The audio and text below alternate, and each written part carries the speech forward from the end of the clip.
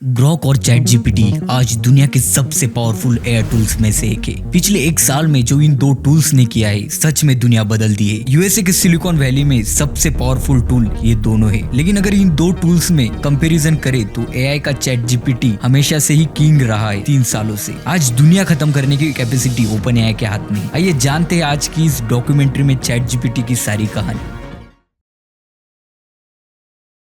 30 नवंबर 2022 को open AI ने chat GPT को दुनिया के सामने लॉन्च किया। चैट जीपीटी उस वक्त ज्यादातर लोगों ने ओपन एआई का नाम भी नहीं सुना था।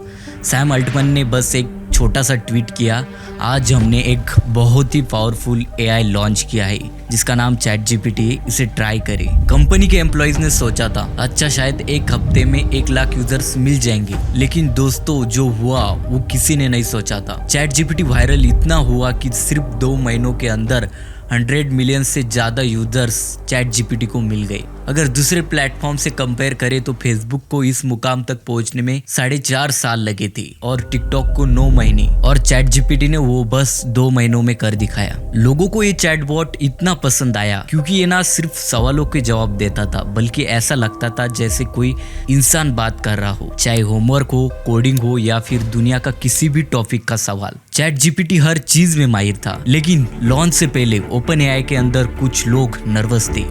उन्हें डर था कि इतना पावरफुल टूल अगर गलत हाथों में गया तो हैकर्स या क्रिमिनल्स इसका मिसयूज कर सकते। फिर भी लॉन्च हुआ और दुनिया ने इसे हाथों हाथ लिया।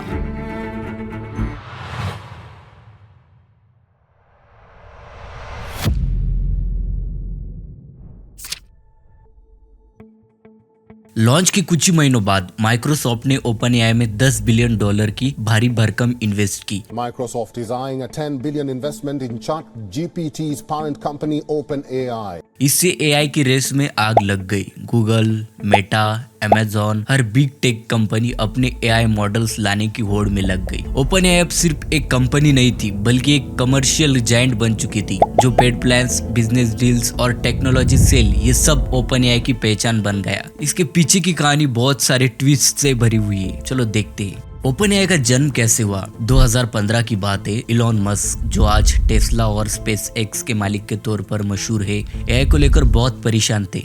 उन्हें लगता था कि एआई अगर गलत दिशा में गया तो इंसानियत के लिए सबसे बड़ा खतरा हो सकता है। इलॉन बार बार कहते थे एआई को रेगुलेट करो, इसकी स्पीड कम करो, नहीं तो ये हमें खत्म कर देगा। लेकिन उस वक्त एआई की दुनिया में गूगल का दबदबा था। उनके पास दुनिया की टॉप एआई टैलेंट का 75% हिस्सा था। इलॉन ने गूगल के सीईओ लैरी पेज से इस बारे में बात की, लेकिन लैरी ने इसे पैरानॉइड कहकर टाल दिया। इलॉन को ये बात बिल्कुल पसंद नहीं आई। उन्होंने सोचा अगर गूगल को कोई टक्कर नहीं देगा तो एआई का भविष्य बहुत खतरनाक हो सकता है। बस यही से कहानी में सैम अल्टमैन की एंट्री होती है। 2015 की बात है। एक डिनर पार्टी में 10 बड़े लोग इकट्ठा हुए, जिनमें इलॉन मस्क, सैम अल्टमैन और कुछ दूसरे टेक दिग्गज शामिल थे। सबने मिलकर फैसला किया कि गूगल को चुनौती देने के लिए एक नई एआई कंपनी बनाई जाए। इलॉन ने $1 बिलियन फंडिंग देने का वादा भी किया और इसी तरह ओपन एआई का जन्म हुआ, एक नॉन प्रॉफिट ऑर्गेनाइजेशन के रूप में। What's the furthest thing from Google would be like a non-profit that is fully open, because Google was closed for profit. So that's why the open in OpenAI refers to open source. OpenAI का mission साफ था, AI बनाना, लेकिन ऐसा जो profit के लिए नहीं बल्कि दुनिया की भलाई के लिए हो। उनका मानना था कि अगर एआई सिर्फ पैसे कमाने के लिए बनाया गया तो ये बहुत खतरनाक हो सकता है। इसलिए कंपनी का नाम भी OpenAI रखा गया ताकि सारा कोड ट्रांसपेरेंट और ओपन सोर्स हो। लेकिन आगे बढ़ लेने से पहले हमें समझना बहुत जरूरी है कि ओपन एआई को क्रिएट करने का थॉट कहाँ से आया था। इसकी शुरुआत सैम अल्टमैन से हुई थी। सैम ने जो अपनी पढ़ाई शुरू की थी वो स्टैनफोर्ड यूनिवर्सिटी में एक कॉलेज में की थी, लेकिन उसे छोड़कर एक स्टार्टअप लॉन्च किया उसने, एक लोकेशन शेयरिंग ऐप जिसका नाम लूप्ड था। और उस वक्त आईफोन और ऐप स्टोर जैसी चीजें एग्जिस्ट नहीं करती थी, तो ये बहुत बड़ा रिस्क था। सैम ने इतनी मेहनत की कि वो इंस्टेंट नूडल्स और आइसक्रीम पर जिंदा रहे, यहाँ तक कि उन्हें एक स्कर्वी नाम की एक बीमारी भी हो गई जो विटामिन सी की कमी से होती है।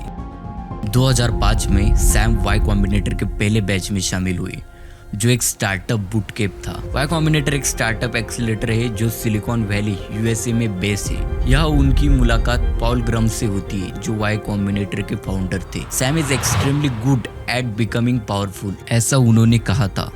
उन्होंने मजाक में कहा था कि सैम को कैनिबल से भरे एक आइसलैंड पर छोड़ दो और 2-3 साल बाद वापस आओ तो वो वहाँ का राजा बन चुका होगा। और सचमुच 30 साल की उम्र में सैम वाई कॉम्बिनेटर के प्रेसिडेंट बन गए और इसी से सैम का सिलिकॉन वैली में हर जगह नाम गूंजने लगा। ओपनएआई की शुरुआत ग्रेज ब्रोकमैन के अपार्टमेंट से हुई थी।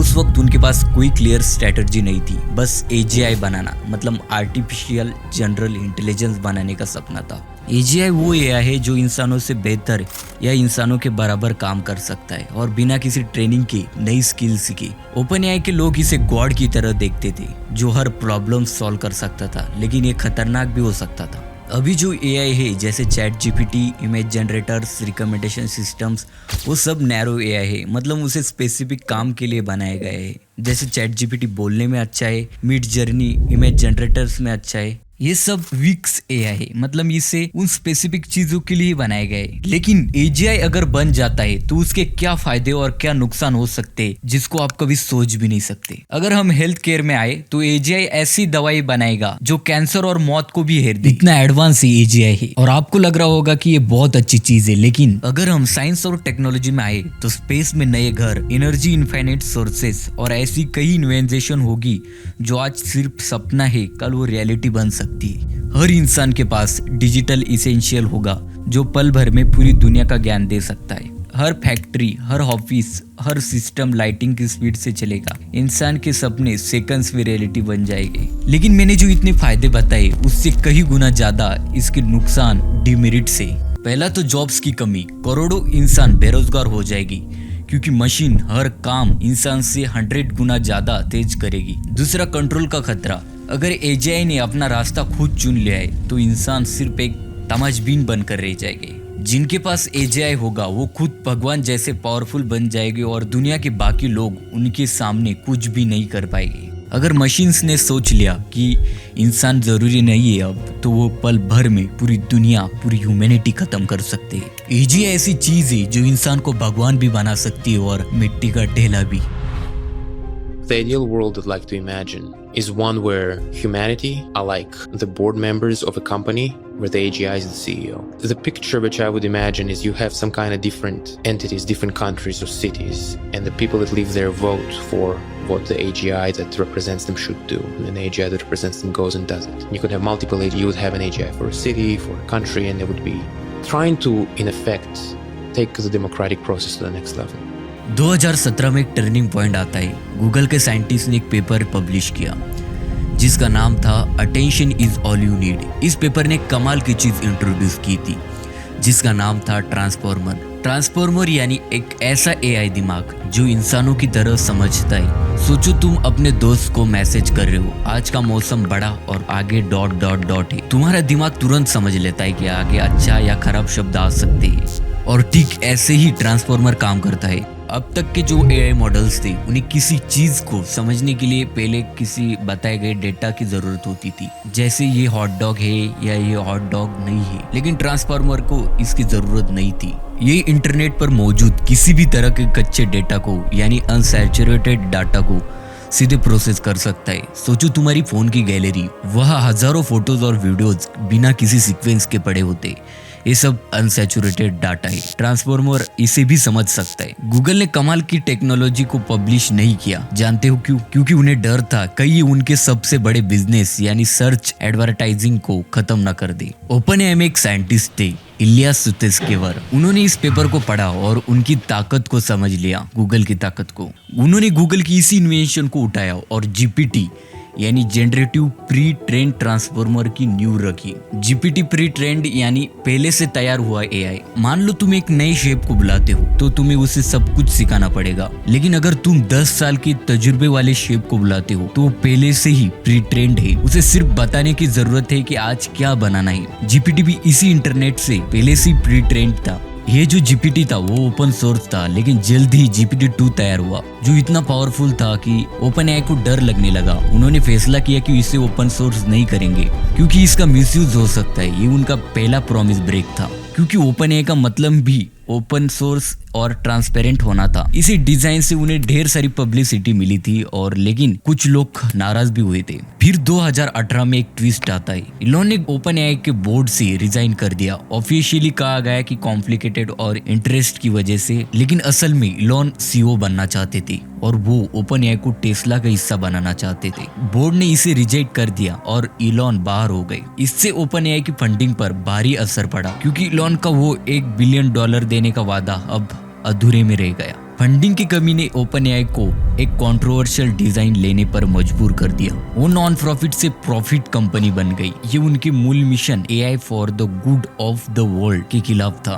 बहुत से लोगों ने इसे विश्वासघात माना, लेकिन OpenAI का कहना था कि ज्यादा इन्वेस्टमेंट से हम गूगल का मुकाबला नहीं कर सकते।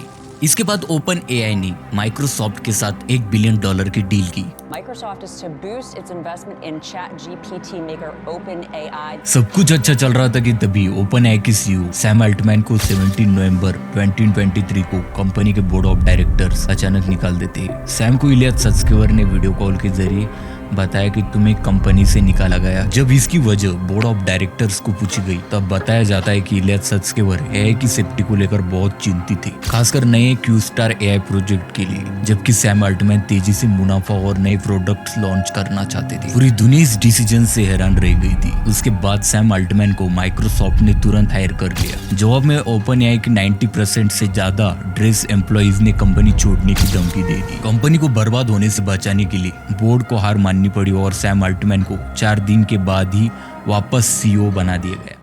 और ChatGPT आज लोगों की डेली रूटीन बन चुका है। ChatGPT का आज के दिन नेटवर्थ $500 बिलियन है। आज के दिन ChatGPT के बहुत सारे कंपटीटर्स हो चुके हैं। चाइना का डीपसीक, इलॉन मस्क का ग्रोक और गूगल का जेमिनाई। पर ChatGPT आज भी हर एक AI चैटबॉट AI टूल से आगे ही है। ये कंपनी भले ही प्रॉफिटेबल है, पर लोगों का ट्रस्ट अब गूगल से ChatGPT की तरफ आकर्षित होता हुआ दिखाई दे रहा है। AI फ्यूचर में कितना खतरनाक हो सकता है हम नहीं जानते, लेकिन AI को आज अपना हिस्सा बना लेना बहुत जरूरी है। जो इंसान इस इवोल्यूशन में समा नहीं सकता, उस इंसान की कोई गारंटी नहीं होगी कि वो एक इंसान के साथ कंधे से कंधे लगाकर काम कर सके।